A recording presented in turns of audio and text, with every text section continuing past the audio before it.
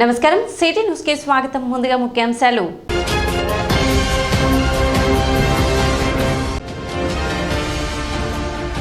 MLC ఓట్ల నమోదు ప్రక్రియ, పార్టీ సభ్యత్వ నమోదుపై కార్యకర్తలతో సమావేశమైన మాజీ మంత్రి ఆలపాటి రాజేంద్ర ప్రసాద్.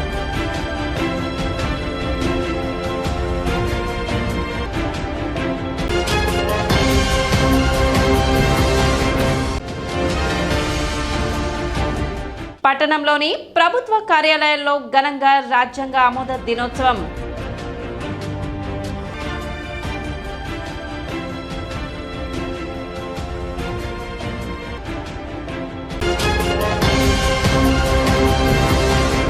బుర్రెపాలెం రోడ్లోని శ్రీ మహాత్మా సేవాశాంతి ఆశ్రమం నందు రాజ్యాంగ ఆమోద దినోత్సవం నిర్వహించారు. నాటి బ్రిటిష్ వారి నిరంకుశ పాలన నుండి భారతీయులకు స్వేచ్ఛ స్వాతంత్రాలు ప్రసాదించడంతో పాటు భారతీయులందరూ సుఖ సంతోషాలతో శాంతి సౌభాగ్యాలతో జీవించడమే లక్ష్యంగా ఎట్టి అశాంతి కలగకుండా అదేవిధంగా భారత రాజ్యాంగాన్ని నాటి మహనీయులు, స్వాతంత్ర సమరయోధులు, త్యాగమూర్తులు, మహాత్ములు, మేధావులు ప్రసాదించారు. నాటి రాజ్యాంగాన్ని డాక్టర్ బిఆర్ అంబేద్కర్ అధ్యక్షతన ప్రథమ రాష్ట్రపతి డాక్టర్ బాబు రాజేంద్ర ప్రసాద్కు అందజేయడం విశేషం. రాజ్యాంగాన్ని అమలు పరుస్తూ పరిపాలన చేయడం మనందరి కర్తవ్యం. భావితరాల వారికి స్వేచ్ఛ స్వాతంత్రాలు, శాంతిని అందించిన వారమవుతామని ఆశ్రమ ధర్మకర్త వజ్రాల రామలింగాచారి అన్నారు.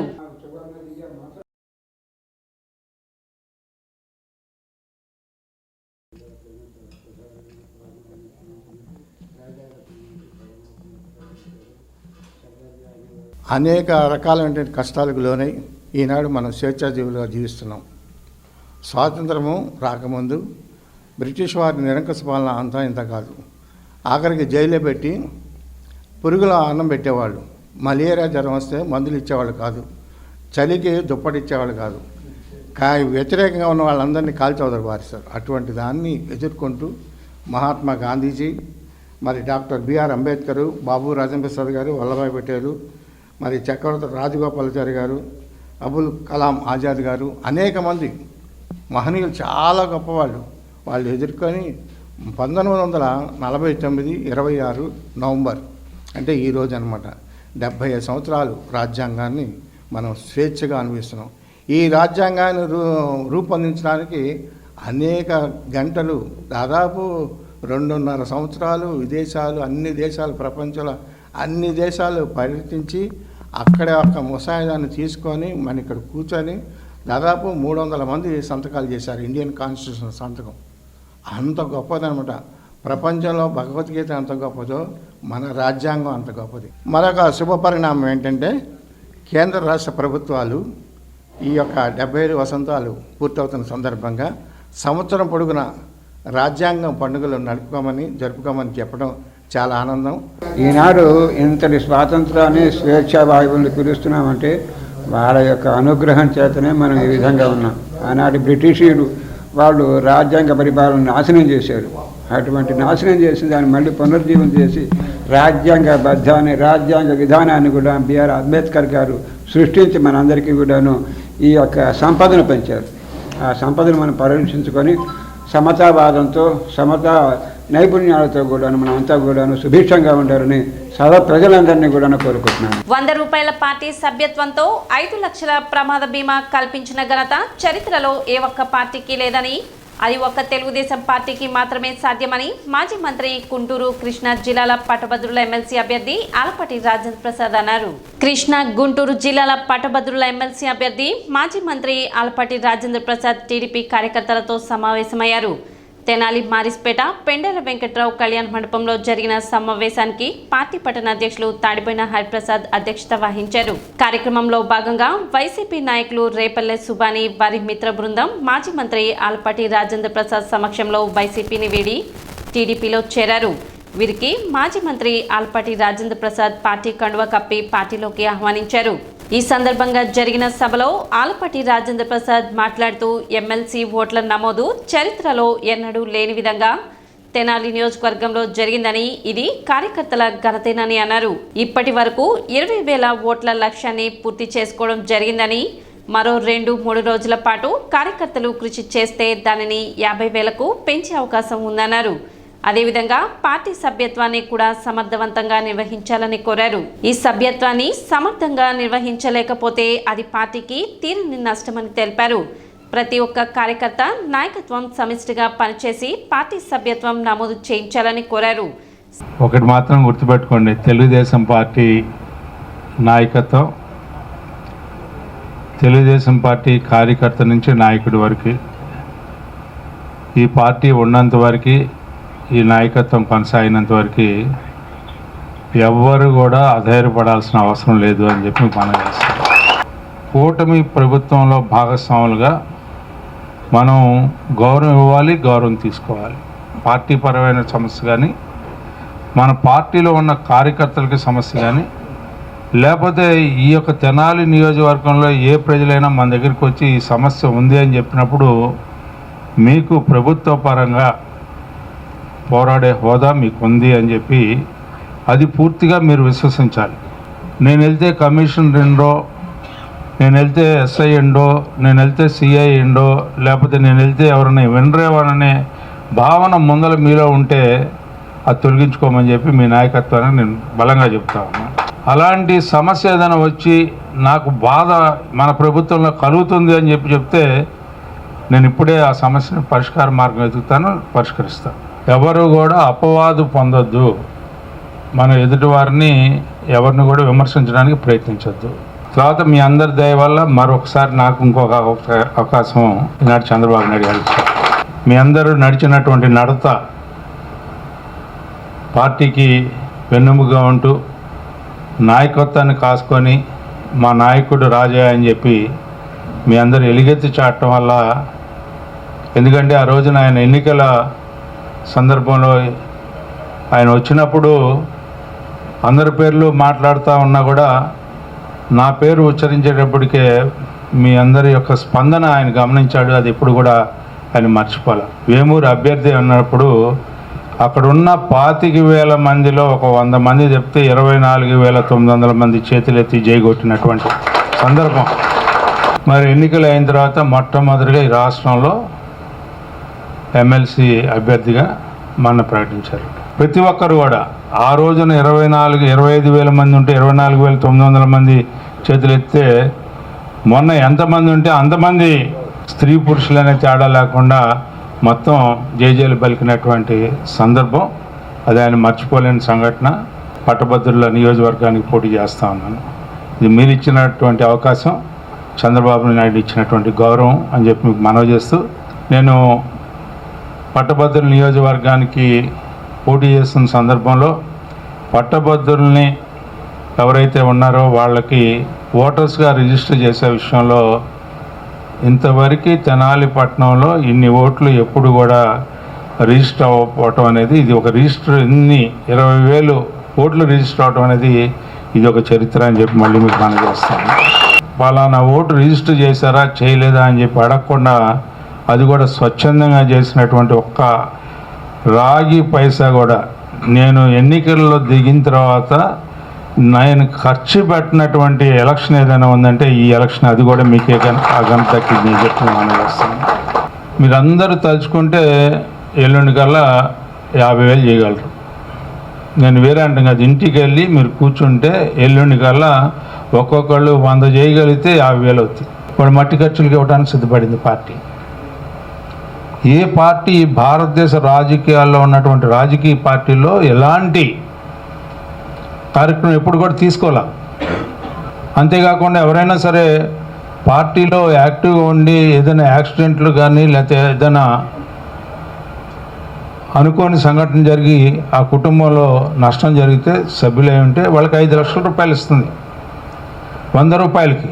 సమావేశంలో తెనాలి మాజీ municipal chairperson Pendela Venkatrao, the Tenali cooperative urban bank chairman Mangamuri Hariprasad, the Padmasali welfare association director Janadula Mahesh, రాష్ట్ర డైరెక్టర్ కేసిన కోటేశ్వరరావు, రామకృష్ణ తదితరులు పాల్గొన్నారు.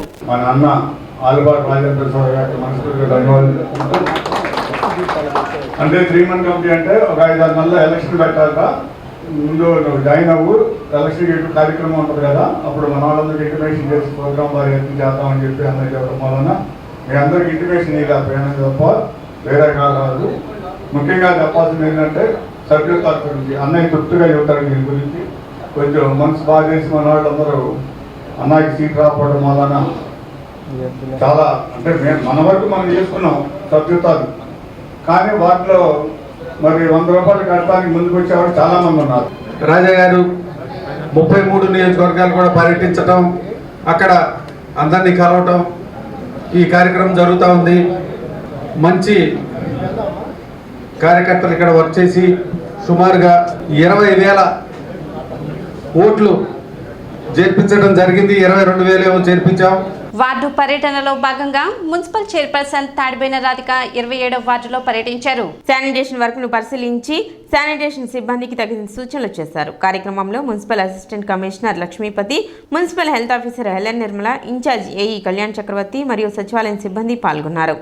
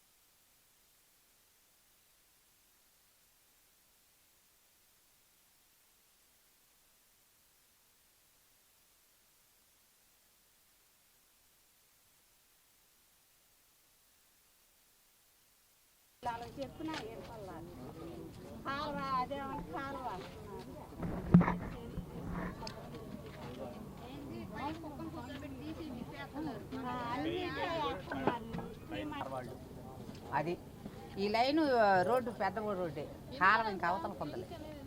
ఈ లైన్ అంటే అది ఇప్పుడు ఇల్లు కాదు కదా మేడం. అవ్వ కాదులేమ్మా, అదే నేను చెబుతున్నా. లీక్ అయి పగిలిపోయి నీళ్లు బయటకు వచ్చేస్తాయి. మేము ఉండటానికి లేదు పక్కన మాకు ఇంకొకటి వేయాలి, వర ఇంకొక వర వేయాలి. అవసరాలకు ఇబ్బంది లేకుండా ఉంటుంది. అది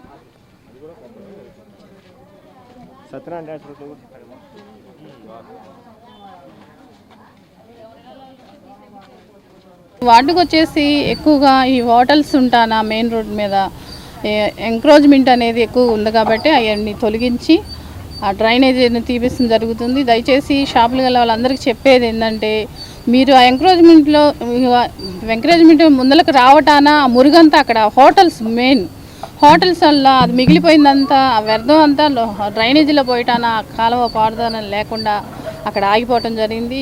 విపరీతమైన స్మెల్ కూడా రావటం జరిగింది అక్కడ. దయచేసి మీ అందరూ అర్థం చేసుకుందంటే డ్రైనేజీ యువతల కాకుండా అవతలకే పెట్టుకోవాలి.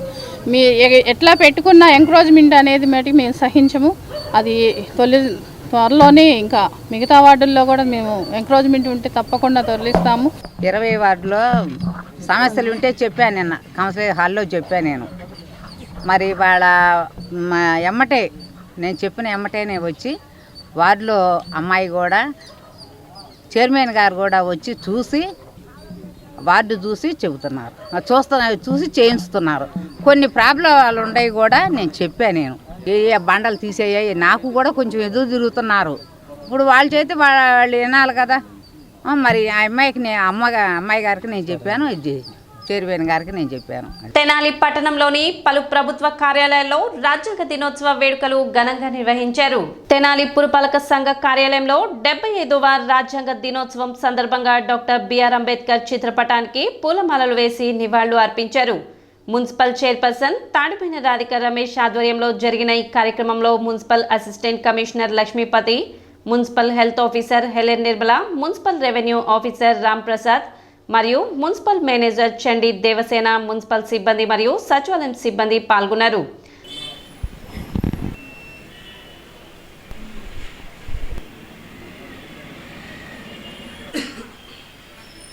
డాక్టర్ అంబేద్కర్ గారి భారత రాజ్యాంగం అమలు చేసిన రోజు కాబట్టి ఆయన దినోత్సవంగా జరుపుకుంటున్నాం. పూలమాల వేసి మున్సిపల్ ఆఫీస్ దగ్గర మేము మా స్టాఫ్ అలానే అసిస్టెంట్ కమిషనర్ గారు, మేనేజర్ గారు అందరం కలిసి ఆయనకి ఘన నివాళులు అర్పిస్తున్నాం.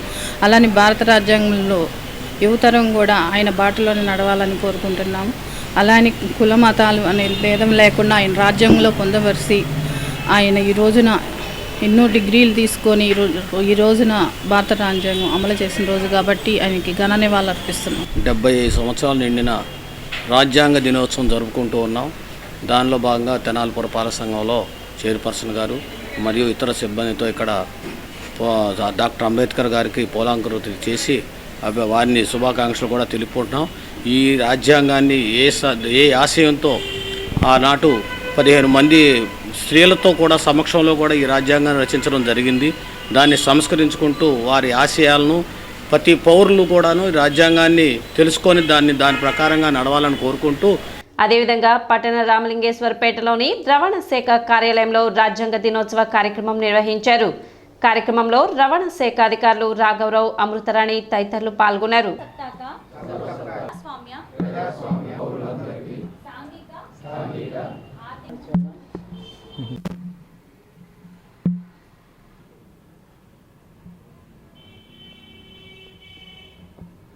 సో ఈరోజు రాజ్యాంగాన్ని రూపొందించి దాన్ని ఒక రాజ్యాంగబద్ధంగా మనకి తీసుకురావడానికి ఈరోజు అనేది కేటాయించడం జరిగింది. సో ఈ రాజ్యాంగం యొక్క ముఖ్య ఉద్దేశం ఏంటంటే ప్రజలుగా మనకున్న హక్కులు బాధ్యతలని మనం తెలుసుకునేలా అందులో కొన్ని నియమాలు, కొన్ని రూల్స్ అనేవి రూపొందించడం జరిగింది. సో అలాగే ఈ రాజ్యాంగ దినోత్సవాన్ని మనం సంవిధాన్ దివాస్ అని కూడా అంటారు. సో 1950 జనవరి 26న మళ్ళీ మన రిపబ్లిక్ డేగా దాన్ని జరుపుకోవడం జరుగుతుంది. సో కేంద్ర రాష్ట్ర ప్రభుత్వాల నుంచి మనకి ఉన్న ఉత్తర్వుల ప్రకారం ఈరోజు భారత రాజ్యాంగ ప్రియంబుల్ ఆర్ కాన్స్టిట్యూషన్ ప్రియంబుల్, భారత రాజ్యాంగ పీఠికను మనందరం ఒకసారి మననం చేసుకుందాం. స్వాతంత్ర్యాన్ని అంతస్తుల్లోనూ అవకాశాల్లోనూ సమానత్వాన్ని చేకూర్చుటకు వారందరిలో వ్యక్తి గౌరవాన్ని, జాతీయ సమైక్యతను సంరక్షిస్తూ సౌభ్రాతృత్వాన్ని పెంపొందించడానికి 1949 నవంబర్ 26న మన రాజ్యాంగ పరిషత్తులో ఎంపిక చేసుకొని శాసనంగా రూపొందించుకున్న ఈ రాజ్యాంగాన్ని మాకు మేమే సమర్పించుకుంటున్నాము.